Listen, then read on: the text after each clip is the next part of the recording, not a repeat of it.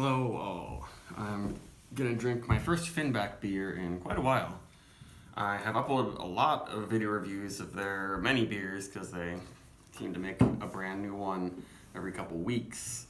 But this has kind of become almost like their flagship, like New England style, or they call it IPA in the manner of the new wave. It's called Rolling in Clouds, and this has been all over the place. It seems like it's almost more common to see than their straight up regular Finback IPA, which that one is also cloudy and kind of New England style, but it didn't used to be. And it also uses old fashioned hops, Chinook and Columbus.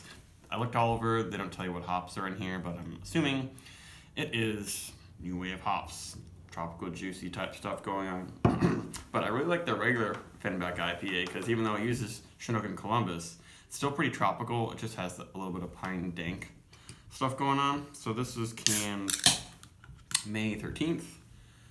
Yep, and that is, yeah, under a month. This is probably about 4 weeks old, I'm guessing. Didn't look at the exact dates and everything, or days of the week.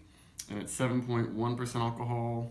I have not had this one before, but a lot of my friends say it's pretty good. And it looks like your hazy new wave IPA for sure. Not the haziest thing they've created. I can sort of see my finger through there. Really nice head, and I'm smelling it already. Reminds me of their yeast. They have a unique yeast house character. A lot, very, very citrusy in that aroma. Yeah, lots of sweet orange, little bits of a cotton candy thing going on. Yeah, almost like a birthday cake type thing, like just sweet wheat and almost vanilla-like. That's what I get in a lot of their beers. I think it's because they tend to use similar hops. I wonder if this has Meridian in it. That was one hop that, when they did the single hop IPA, that one was really like drinking a birthday cake. Definitely peach and pineapple, kind of a generic tropical thing going on. I'm not picking out specific fruits. I don't know if there's mosaic in it. Kind of creamsicle, but in a different way than other breweries do it. There's probably Citra in there. Let's try it.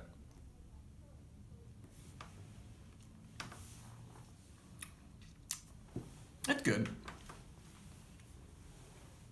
And it finishes with this, yeah, sweet, cakey quality, almost like pound cake too. That I think I used to really like about them. It's definitely has to do with, their rotation of hops, but it seems like their yeast does that. It creates these interesting esters, and however they mash like their grains. It's everything. And I like it, but I don't know if it's my style as much anymore. The mouthfeel isn't as full and soft as I thought it might be. Maybe there's a little bit more haze on the bottom of the can.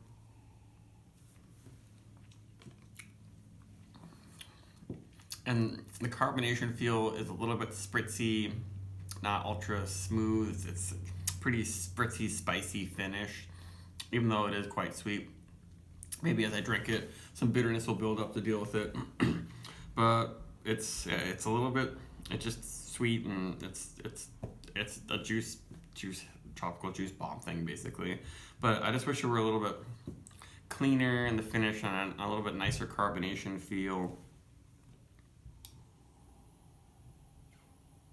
And when I really get my nose in there and inhale deep, I definitely can smell some booze. Yeah, I think I might like the regular Finback IPA more. Like that, with that one, I think the yeast isn't as prominent. The Chinook and Columbus hops are so pungent. They kind of punch through, make it drier in the finish. And also they've been brewing that beer for so long, they really know what they're doing. Let me try pouring some more in here. mean, it looks really good. And the head is pretty nice. It's a little hot and humid in here, so the head will die down more quickly than usual.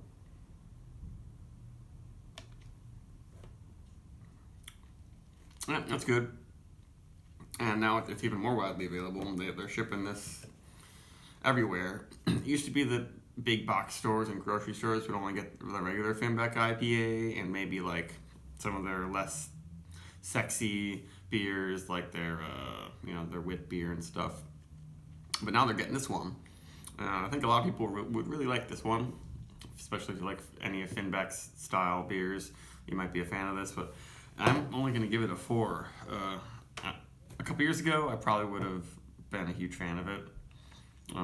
Maybe not so much because the feel just isn't really nailing it for me. Like calling it rolling in clouds, it's not a nice soft cloud floating on my tongue. There's a little bit of a bite to it, but after a while it's pretty much it's very it's a tropical citrusy cocktail experience is what it tastes like. And there's a little bit of booze in there. Yeah, it's not perfect. I think it deserves a 4 though, because it does a lot of stuff really well, and I think a lot of people will be really happy with it. Maybe they've done some better batches, but it is worth it for at least what I paid, under $15 for it, I would say. So there you go, rolling in clouds. Goodbye.